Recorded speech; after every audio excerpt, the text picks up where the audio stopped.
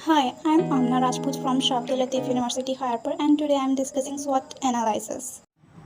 SWOT analysis. So, the S of SWOT stands for strength, W for weakness, O for opportunity, and T for threat. Now, the strength and weaknesses are the internal factors, and opportunity and threat are the external factors. So guys, SWOT analysis कोई भी organisation करती है अपनी strength, weaknesses, opportunities और threats को मालूम करने के लिए, ठीक है। अब यहाँ पर हम अपनी भी स्वॉट एनालिसिस कर सकते हैं कि हमारी स्ट्रेंथ्स क्या हैं। लाइक वाइज हम लोगों की रीडिंग स्किल्स अच्छी हैं, राइटिंग स्किल्स अच्छी हैं। अगर हम रीडिंग अच्छी करते हैं, बोलते जल्दी हैं, तो फिर हम एक न्यूज़ एंकर की पोस्ट पे जा सकते हैं, ठीक है। तो अगर कोई अच्छी पेंटिंग करता है, ड्राइंग करता है, तो एक अच्छा आर्टिस्ट बन सकता है। कोई पोइट्री अच्छी करता है, सिंगिंग अच्छी करता है, तो ये उनकी स्ट्रेंथ्स हैं। वीकनेसेस भी होती हैं लोगों की बहुत ही, कोई हर एक चीज़ में अच्छा नहीं होता। कोई एक चीज़ में अच्छा है तो दूसरे में अच्छा नहीं होगा, ठीक है। कोई अगर डांस अच्छा करता है तो ज़रूरी नहीं है वो सिंगिंग भी अच्छी करे। कोई अगर पढ़ता नहीं है तो इसका मतलब ये नहीं है कि उसके पास कोई और टैलेंट नहीं है, क्या पता वो क्रिकेट अच्छी खेलता। तो हर एक की कोई ना कोई स्ट्रेंथ होती है, कोई ना कोई वीकनेस होती है, ठीक है। तो हमारे पास डिफरेंट अपॉर्चुनिटीज़ आती हैं। अब हम उन्हें अवेल करें, उनको अच्छे से यूटिलाइज़ करें या ना करें, ये हम पे डिपेंड करता है। उसके अलावा डिफरेंट थ्रेड्स होते हैं, ठीक है। तो यहाँ पर हम बात करेंगे स्वॉट एनालिसिस ऑफ एन ऑर्गेनाइजेशन। तो it is a tool which helps to analyse what your company does best now and to devise a successful strategy for the future. तो जो स्वॉट एनालिसिस है वो एक टूल है जो आपकी मदद करती है ये एनालाइज करने में कि आपकी जो कंपनी है, ठीक है, वो इस टाइम पर क्या चीज़ अच्छी तरह करती है, बेस्ट वे में करती है, कौन सी चीज़, ठीक है। उसके अलावा जो स्वॉट एनालिसिस है वो क्या करती है, आपकी हेल्प करती है किस चीज़ में, एक प्लान बनाने में, एक सक्सेसफुल स्ट्रैटेजी बनाने में अपने फ्यूचर के लिए, ठीक है। फ्यूचर में आपको अपनी कंपनी कहाँ पर पहुँचानी है उसके लिए आप स्ट्रैटेजी बनाते हो, ठीक है। SWOT analysis was invented in the 1960s by a management consultant named Albert Humphrey at the Stanford Research Institute, ठीक है। वैसे तो यूनिवर्सली डिबेटेड है कि किसने ये थ्योरी दी थी हमें, लेकिन बहुत सारी जगहों पे कहा गया कि 1960s में ये अल्बर्ट हैम्फ्रे ने दी थी, ठीक है।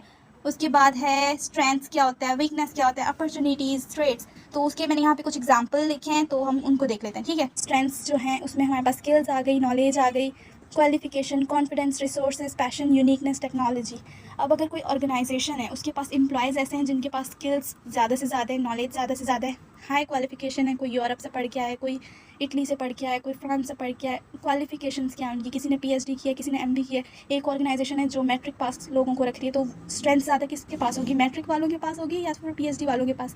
जाहिर है पीएचडी वालों के पास स्किल्स काउंट होती हैं आपकी कि कितनी स्किल्स हैं, टेक्नोलॉजी आपके पास कौन सी है, एडवांस है या तो फिर आप ओल्ड टेक्नोलॉजी पे अभी तक पढ़े हुए हैं। आपकी यूनिकनेस क्या है, कॉम्पिटिटर्स से आप किस चीज़ में आगे हैं, कितना पैशन है आपके एम्प्लॉयज़ में, उनमें कोई जुनून जज्बा है कुछ करने का या बस ऐसे ही लेज़ी हैं, ठीक है। ये आपकी स्ट्रेंथ्स आ गई ऑर्गेनाइजेशन की। उसके बाद वीकनेसेस की बात करेंगे तो अब वहाँ पर कोई लैक ऑफ एजुकेशन तो नहीं है।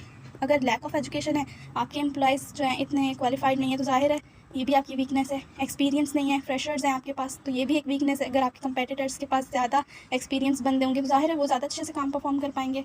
और रिसोर्सेज, हाँ, हमारी रिसोर्सेज जो होती हैं वो भी हमारी स्ट्रेंथ होती है। अगर आपके पास ज़्यादा पैसा है, ज़्यादा टेक्नोलॉजी है, तो वो आपको फ़ायदा देगी। लेकिन अगर आपके पास लिमिटेड रिसोर्सेज हैं तो फिर जाहिर है वो आपकी वीकनेस है। आप ज़्यादा एडवांसमेंट नहीं ला सकते, ज़्यादा लोगों को हायर नहीं कर सकते, ठीक है। उसके बाद आपके competitors, things your competitors do better than you.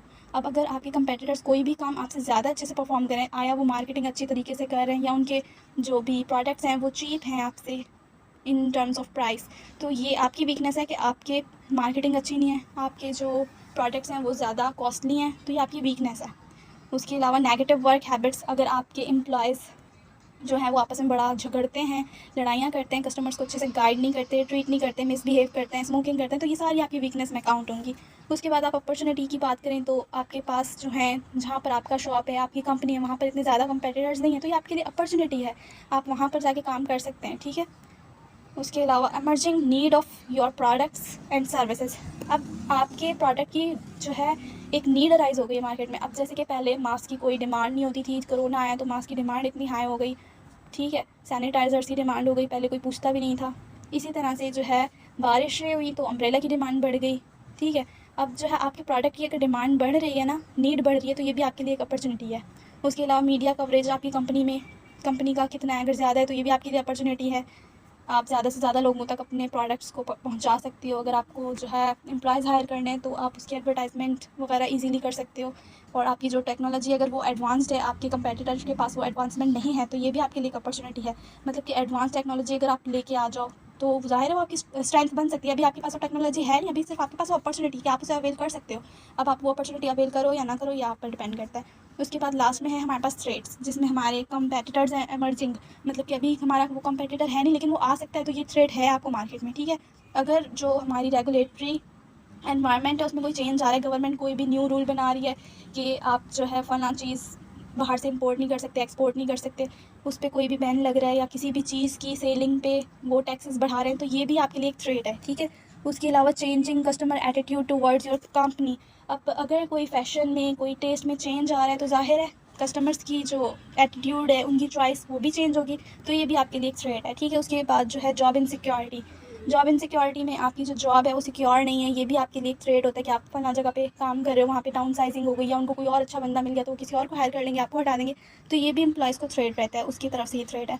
उसके अलावा जो बिज़नेस पार्टनर हैं आपके पास, वो आपके साथ लॉयल नहीं है, तो ये सारे हमारे थ्रेट्स आ गए हैं। तो आई होप कि आपको स्वॉट एनालिसिस के बारे में समझ आ गया होगा। अगर आपको कुछ समझ नहीं आया तो आप नीचे कमेंट में पूछ सकते हैं मुझसे। Thank you so much.